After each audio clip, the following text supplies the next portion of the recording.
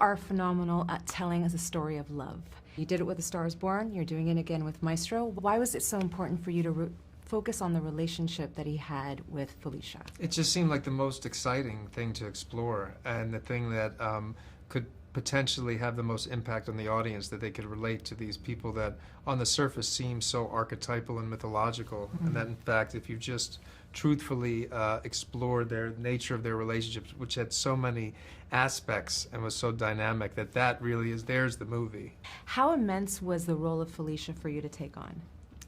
Probably the biggest ask. I mean, it was, I still to this day can't kind of get my head around that I got to do it, because it was the sort of perfect screen, character, you know. She was an incredible woman, and the way that Josh and Bradley wrote her was just a complete dream. So there was so much of her that I wanted to dive into, and she was a character that the more I got to know her, the more I wanted to play her and do her justice in my career. Which brings me to the scene that everyone will be talking about, and that's the scene where you're conducting in the cathedral. Yeah.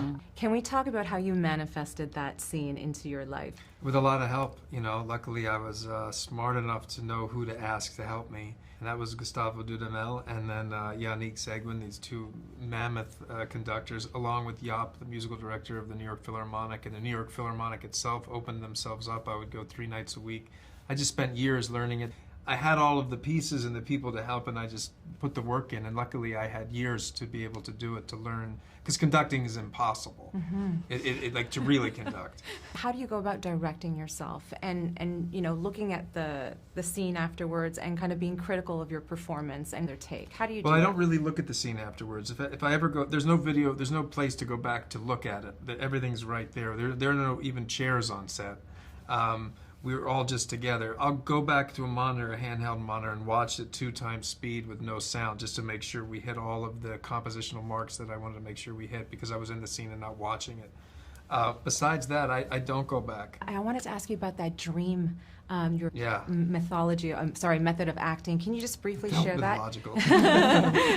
Can you briefly just share what that is? Yeah, it's a basic technique that I learned from Elizabeth Kemp, who was taught it by Sandra Seacat, who then taught also Carey's teacher, who then helped with us in the Dream Workshop. And I've done it all throughout my career, and then I asked Carey to do it. And it basically was taught it by Sandra Seacat, who then taught also Carey's teacher, who then helped with us in the Dream Workshop. And I've done it all throughout my career, and then I asked Carey to do it. And it's basically a way to use your subconscious in order to bring it into your work, and really just to find a way to connect in a way that's not cerebral.